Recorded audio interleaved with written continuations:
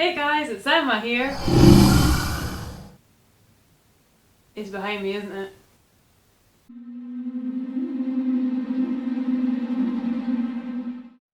Oh, managed to get away. Now, I've got a review for you guys of Alien Isolation, and I played this on the Xbox 360, and this is the Nostromo edition, which comes with some extra content that I haven't played yet, and I'll probably do that and do a review separately. I just want to play through the game first of this and do a review for you guys. So here we go. So I would say this is going to be a no spoilers review for the game, but I will be referencing plot points from the movie Alien and the movie Aliens, as this game is set in between those two. But seeing as Alien came out in 1979 and Aliens came out in 1986, shouldn't be they shouldn't be giving away too many spoilers for those movies. But if you haven't seen them, where have you been? Go watch them right now.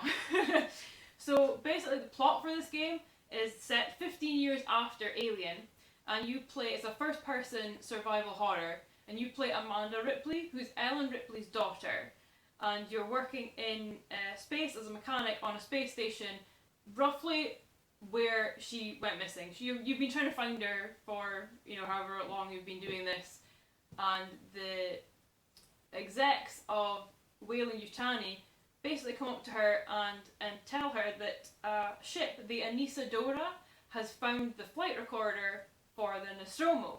Now, if you've seen Alien, you'll know that must be one pretty sturdy black box. So she's invited with one of the Weyland-Yutani executives and another lawyer to basically go to pick it up on this space station called Sevastopol. And that's basically where things start to go wrong. So I would say that this game it's made for the fans. If you're a fan of Alien, even the first one, just the first one, you will love this game. I know I did. It's amazing. For people who aren't as big a fan, it's still a good game, but I think you'll get more out of it if you're a big fan. They use the original score in points. The Fox gave them stock footage and photographs, so they're able to map things like the movies. You can walk into a room that looks like it was from the movie. Like the medical room where Kane is taken when he has the facehugger on his face, and they put him in the medical bay or whatever, and they go in the scanning the bit. That room is on one of the ships you're on. Like, you can walk around and you can walk around and look at this stuff, at the start of the game before it gets a bit hairy. You can go around and look, and it's just amazing. The score, the sets, the graphics, even the whole thing is just totally the 1979 Alien vibe. It's just they've created Ridley Scott's world, and it's just amazing. Even N.H.R. Giger, obviously, who created the Alien and who created all the creepy, crawly kind of set pieces. It's just totally taken from their world. This game is like a love letter to the fans. It just is. It's just amazing. The kind of props, if you want to call them that, the computers that you have to log on to, with the keyboards, they're all big old style computers like from the movie, because it was made in the 70s, so that was what they had. The keyboards, big clunky keyboards with massive keys. Her watch that she wears, Amanda Ripley's watch, is like a chunky kind of 70s, 80s style watch. It just totally reflects the movie. Now, as I said, I would definitely say watch Alien before you play this game, like directly before you play this game, because you'll see why. But basically the start of this game picks up at the very end of Alien. The credits pick up at the end of Alien, and it's just that extra little. It sets the mood, and if you've just watched the movie, you will notice the attention to detail more because you've just seen it in this movie. You're just a way to play it in this game. It's just perfect. I was like squealing the whole way through, in geekiness and noticing things all the way. Like, oh, that was from that, and that room's from that scene, and it's just amazing. I mean, it's not just Nostromo, but since the game is set 15 years later, it's basically the ships will be designed the same. So, you'll see stuff that was in the movie, and that makes sense. It's not like they're just putting stuff in there that would make no sense why it's there. It makes sense. There's the three main difficulty settings. There's easy, medium, and hard. But they also added in, just before I bought the game, because I was quite late to buying the game. I think I bought the game 2 months later after it came out. They added novice, which is easier than easy, and they added nightmare, which is obviously harder than hard. So they had novice on my one, but I didn't see nightmare, so I don't know if that's maybe a DLC content that I would have had to download separately. But I would say start the game on easy or medium. You can always change it through the game. Any point in the game, you can change it in the settings. But I would say start the game easy, medium, and work from there. I think they put the novice in basically so that you can just play through the game. If you don't want to be hiding for like 20 minutes at a time from this alien, you can just put on novice, or even easy. You could probably do it on easy, and play through the game just as the game, play through the story. But I would recommend easy or medium for starting. But you're basically thrown in at the start. There's not much direction, and I don't know if that's deliberate to make you more scared because you don't really know what's going on and you don't know what you're doing. I'm not sure, but you aren't given much direction. There is a map, and the map is available on every difficulty, because I checked. And but I did get stuck fairly early on in the first kind of part of the game, because as I say, you're just thrown in there and you don't really know what you're doing. You're kind of wandering around this place trying to, find a way to communicate with the ship that you just came off of to dock with this place. Not to go too much more into it. But yeah, I got stuck fairly early on because like a lot of the rooms are blocked off because it's like an abandoned ship, because as you obviously can tell, the alien's been in doing his damage. So I was kind of wandering around, kind of half annoyed and bored because I was stuck, but at the same time, the music just creates this atmosphere. The music, the graphics, the atmosphere, that you don't know if the alien's going to jump out at you any minute or not. You just don't know what's going on because it's near the start. So I might have been bored, but I was still scared, which is a weird mix of emotions. I'm like, oh my god, this is so boring 1 second, then I'm like, oh my god, what was that noise? So it still gets you going. I figured it out and I carried on and that was fine, but it was a weird emotion, a weird mix of emotions to have. Now you pick up items throughout the game, and the main items obviously being the motion tracker, and you get the flamethrower. Now I think you use these the most. The motion tracker and the flamethrower, you use these the most, and they're the most helpful, because obviously the motion tracker tells you what's moving about. It doesn't tell you where it is, but in the rough direction it does, and kind of how far away it is. So you use that a lot through the game. Obviously if the alien gets close, hide.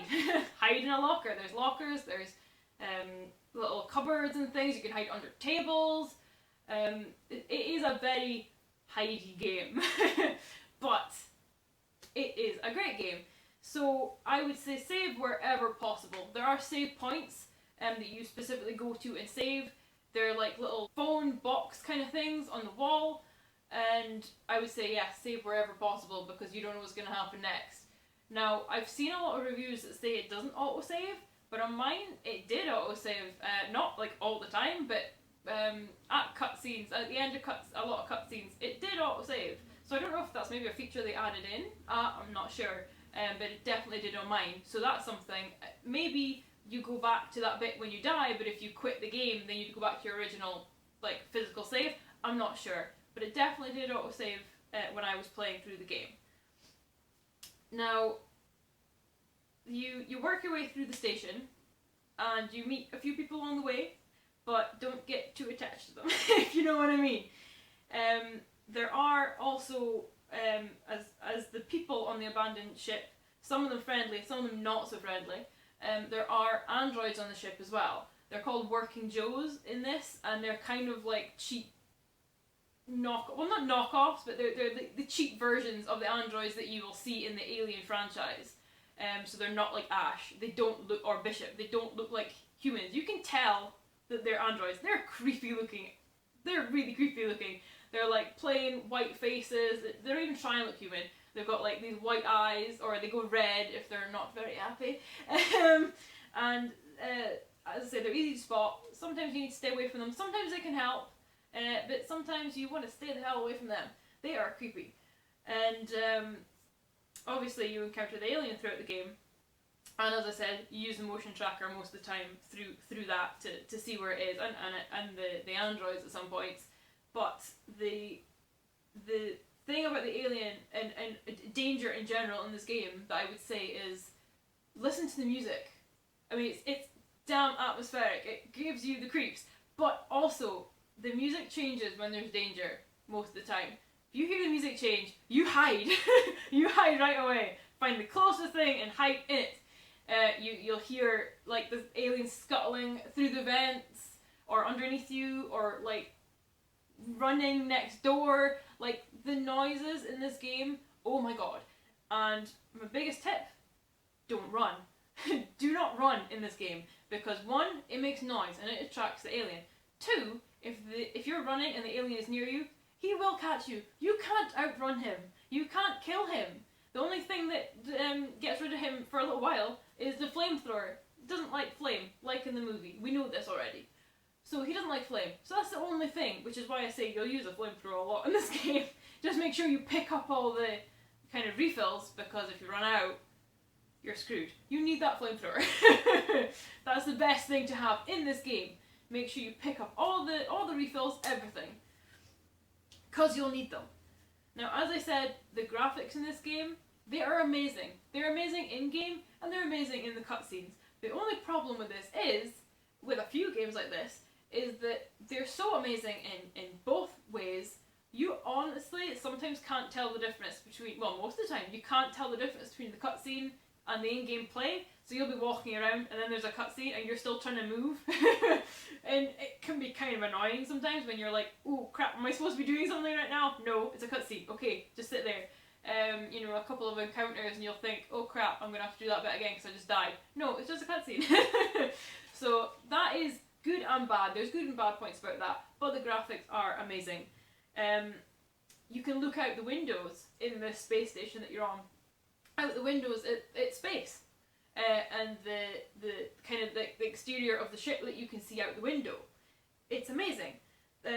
Obviously there's also lots of the aliens' victims lying around the ship. They're all like bloody and like, you know, dismembered and kind of creepy. And again, you can like kind of, you know, you can go right up to them and you can look down at them, and like if you stand there for like more than a couple of seconds, like it's creepy. Just staring at them, their sightless eyes staring back at you, and the music in the background, and damn, it's creepy. Okay. So yeah, the graphics are great. The one thing I'd say about the brightness settings is I would turn the brightness on your TV up slightly maybe, because when you're crawling around in the vents, it can be kind of dark, and I would think maybe it might be better if I turned up the brightness on my TV just slightly, because I was kind of squinting at some points. I think you do get a flashlight, but if you run out of batteries, you're not going to see anything. So you can kind of see, but I'd say it's slightly dark, so maybe you want to turn up the brightness on your TV, just a thought. The alien is quite smooth in-game, like everything is smooth in-game. Walking around, the androids, everything is smooth. But I've noticed that when I was hiding in, say, a locker, and the alien was like outside that locker, walking around the room, scary, it will be kind of jerky, like a bit like, you know, Mr. Roboto kind of, which was strange because the rest of it was so fluid, so you kind of, you know, slither out of vents and things, and so smooth. But when you're hiding in the lockers and things, he is sometimes, I think it's the smaller space that he has to move around in, like a certain room or whatever, it is kind of jerky, it kind of took away from it because you're so immersed in the game, and then all of a sudden, and it looks so real, and everything it's so immersive, and all of a sudden he's kind of jerking around a bit, and you're like, oh, okay, it's not, I'm out of it now again. I'm kind of back in the real world, and it kind of takes you out of it a bit. Still bloody scary, but you know, it's slightly. So that's the only thing I would say about the graphics. Now for the loading screens, again, another bit for the fans. It's just nostalgia all the way through the game, just scattered about. It's amazing. So the loading screens, even they have something for the fans. They're kind of like old school grainy looking, like hark back again to the 70s, grainy style pictures of the exterior of Sevastopol Space Station, which is the space station you spend most of your time on in this game. And I just think it's really cool. Again, it just, as I say, harks back to the original movie. It's like a 70s reference. It's really cool. And in the first half of the game, there is a part, and I'm not going to give away too much because this is I was glad I didn't know about this, but in the first half of the game, there is a part of the game that was just made for the fans, like, perfectly made for the fans. Ripley Amanda is questioning one of the members of the crew from the Anesidora about what happened, how they got the flight recorder, basically. So he's explaining that to her, and it goes to like a flashback kind of thing that you play through the flashback as him. So obviously you can't die because he's telling her this just now. So that kind of takes slightly a bit of the tension away because you know that can't happen. But it is still very atmospheric, and without saying too much, without giving too much away, it is something that every fan, like I just know, every fan would want to do this, would want to be in this place, would want to get close to this. And it was just, I was just squealing with delight the whole way through. I was stopping and taking pictures, and of the screen, of my TV screen, I was taking pictures. It's so lame, but I was just so excited. It was just perfect, made for the fans, just a slice of heaven. And also, it cleverly explains some stuff from Aliens, the second movie. It explains why there are now colonists on LV-426 and why they didn't hear or find a distress signal. It explains that, and it's one of those oh moments as soon as it happens and you do the thing. Oh my god, it's like, oh my god, that makes so much sense! And like, to think that wasn't, like, they just kind of said the stuff in the movies. I don't think it was very even explained in Aliens why there's colonists, why they didn't find the distress signal, why they didn't find any of the stuff. But in this game, it kind of explains it, which is so cool because it's new. It's like they've made it up now, but it makes sense, which I love. Not just they've added it in there just for the fun of it, and they've just kind of made up stuff and they don't really care if it makes sense. It makes sense to me anyway.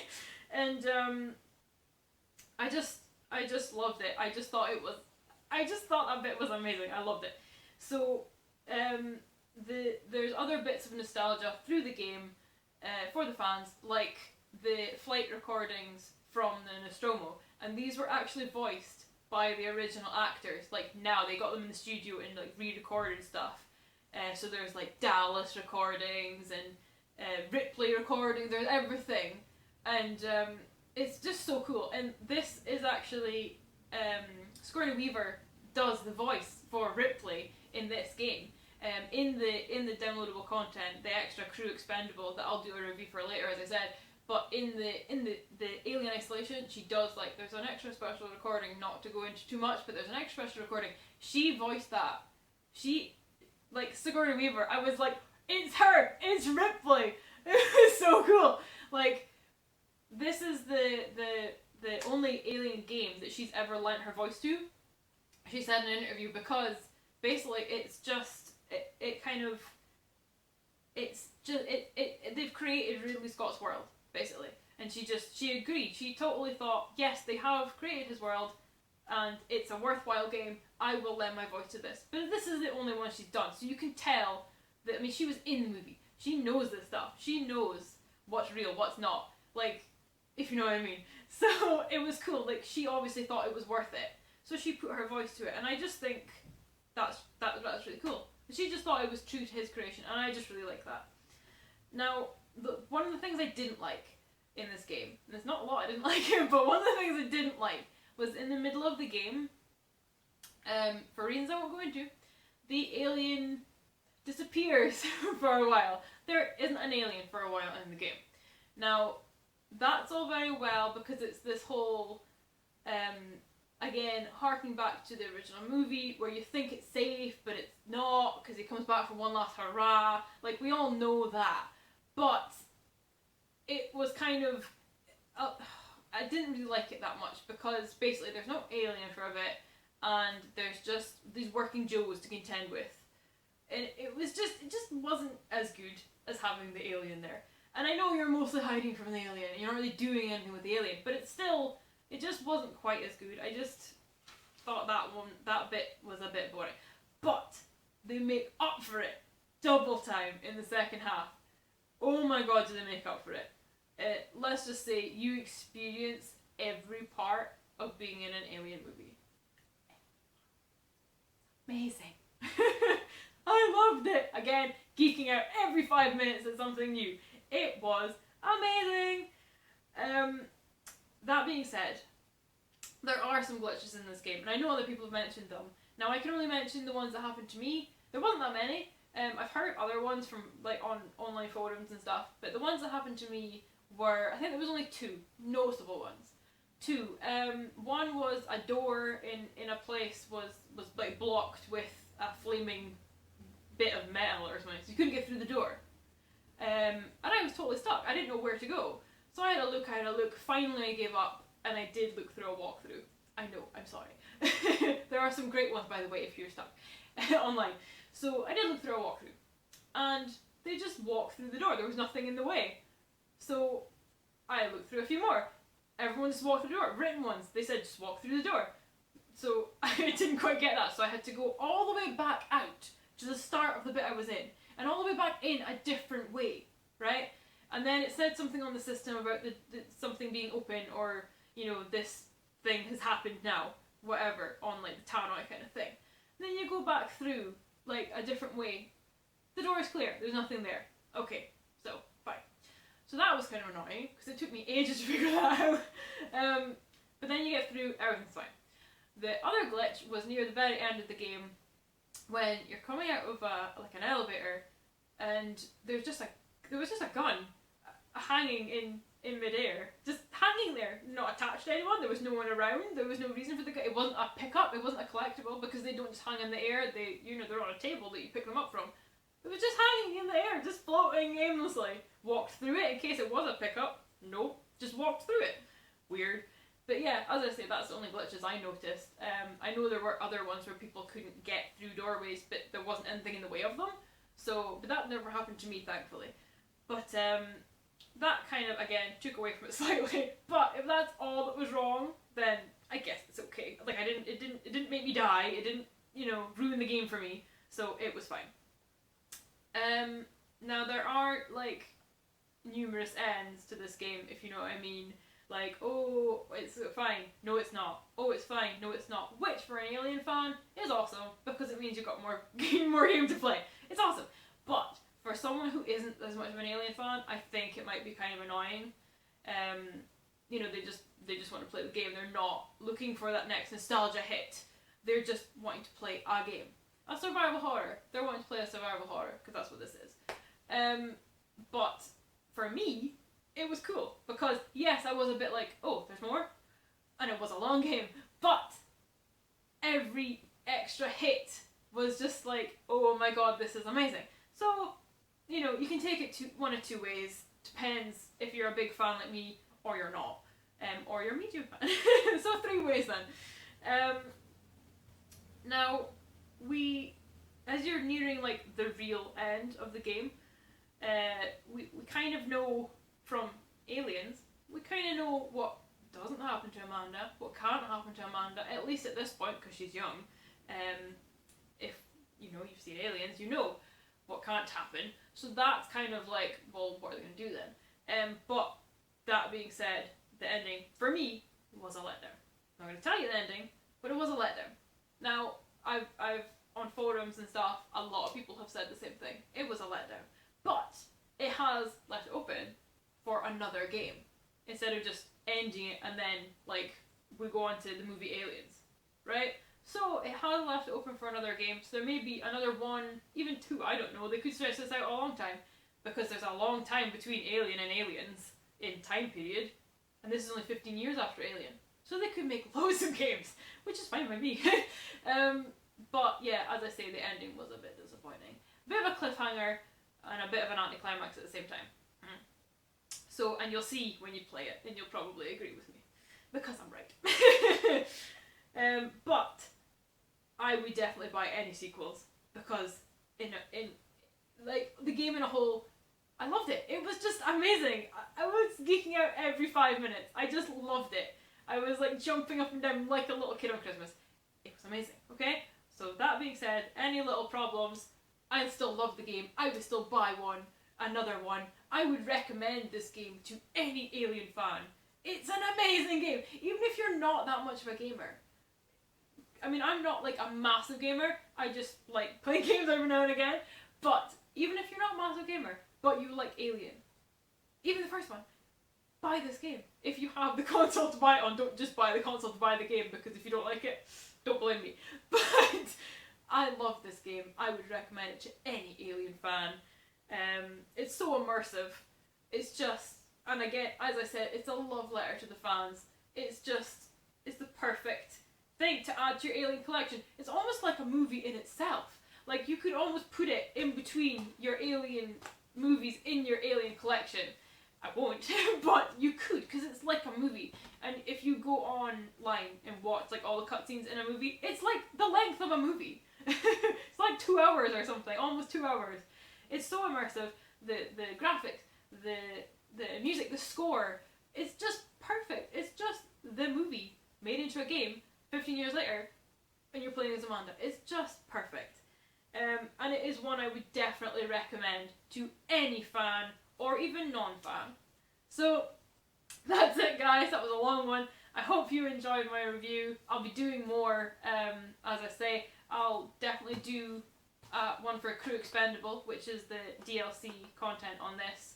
I think there's a survivor mode as well, so I'll probably do something with that and do a review for that as well for you guys.